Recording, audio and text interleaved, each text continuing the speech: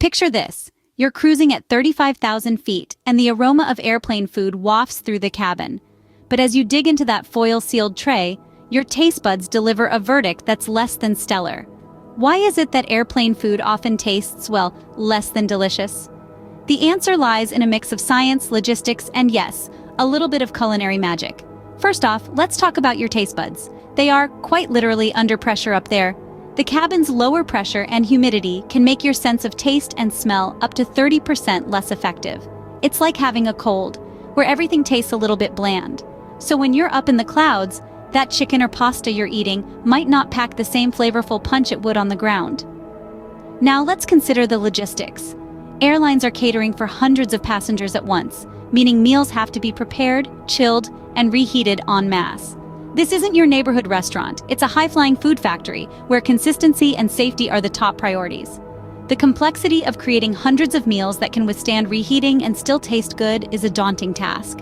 And then there's the matter of our expectations. When we're served a meal in a tin tray with a side of plastic cutlery, it's hard to shake off the feeling that we're eating from a TV dinner. Combine that with the stress and discomfort of flying, and it's no wonder our culinary critique might be a bit harsher than usual. So what's the takeaway here? Well, airplane food is a marvel of logistics and science, but it's fighting an uphill battle against our biology and expectations. So next time you're disappointed with your in-flight meal, remember it's not just you, it's science. Before we unveil the second secret, here's a quick memorable mention. Don't walk under the wing. Now, you might wonder, why is that? Well, there are a couple of reasons. First and foremost, it's about safety. The underwing area of an aircraft is filled with a multitude of hazards, from moving parts to the risk of falling objects. Even a small item dropping from the wing can cause a major injury. Secondly, the wing and the space beneath it are essentially the workspace for the ground crew. They're busy ensuring everything's in order for your flight, and walking under the wing can disrupt their workflow. So it's a matter of respect too. It's not just about avoiding potential danger, but also about acknowledging the hard work of those who keep us safe in the skies. It might seem like a strange request, but trust us, it's for your own good. Ever wondered how clean an airplane really is? Brace yourself, because the second secret is about to take flight. In the world above the clouds, cleanliness might not be as high as you'd expect. One factor contributing to this less than sparkling environment is the swift turnaround times between flights. With the pressure to maintain schedules and minimize ground time, cleaning crews often have mere minutes to spruce up cabins. This quick cleanup often involves a cursory sweep, trash pickup, and maybe a vacuum if we're lucky, but a deep sanitizing clean, not so much. Now let's talk about the areas most likely to harbor germs in this high-flying ecosystem. Tray tables, those handy little platforms for meals, laptops, and the occasional nap are a hotspot. A study by Travel Math found that tray tables can harbor thousands of bacteria per square inch. That's right, that tray where you rest your sandwich could be a playground for germs. Then there are the seat pockets.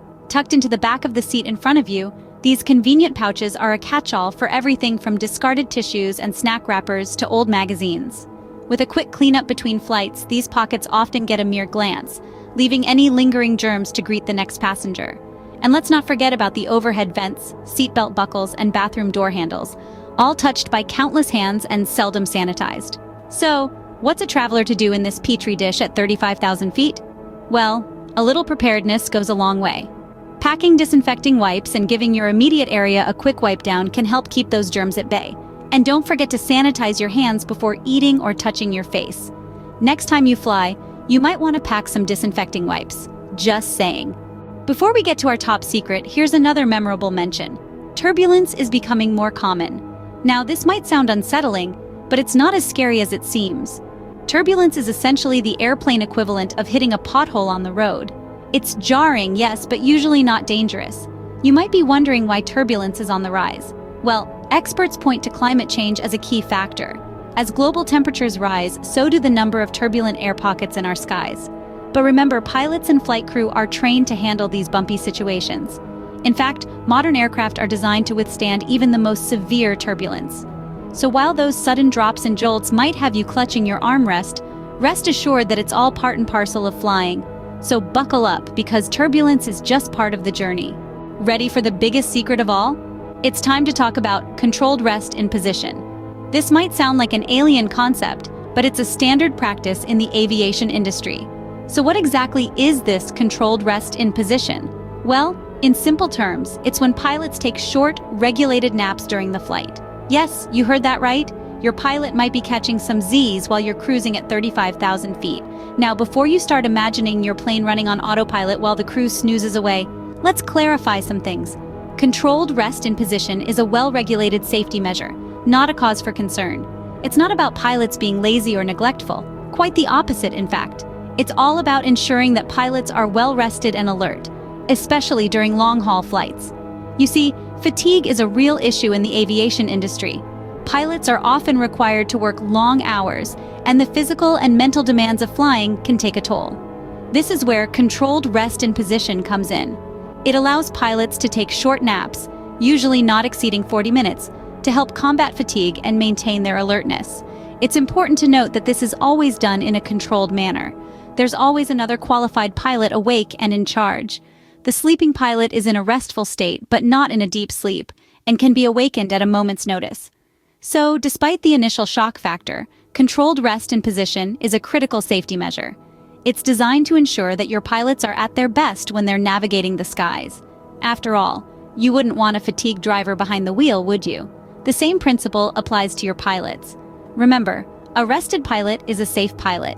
So next time you're soaring through the sky, you can rest easy, knowing that your pilot is too. Let's take a moment to reflect on the secrets we've uncovered today. We've journeyed into the hidden world of air travel, where things are not always as they seem. We started by diving into the culinary conundrum of airplane food. We learned that the perception of taste changes at high altitudes, resulting in bland, unappetizing meals. It's not that airlines aren't trying, but science plays a significant role in making our in-flight meals less than stellar. So next time you find your plane meal lacking, remember it's not just you, it's the altitude. We then moved on to the second secret: hygiene in the sky. The confined space of an aircraft, coupled with the high turnover of passengers, makes it a breeding ground for germs. Despite the cleaning efforts between flights, bacteria and viruses can still linger on surfaces.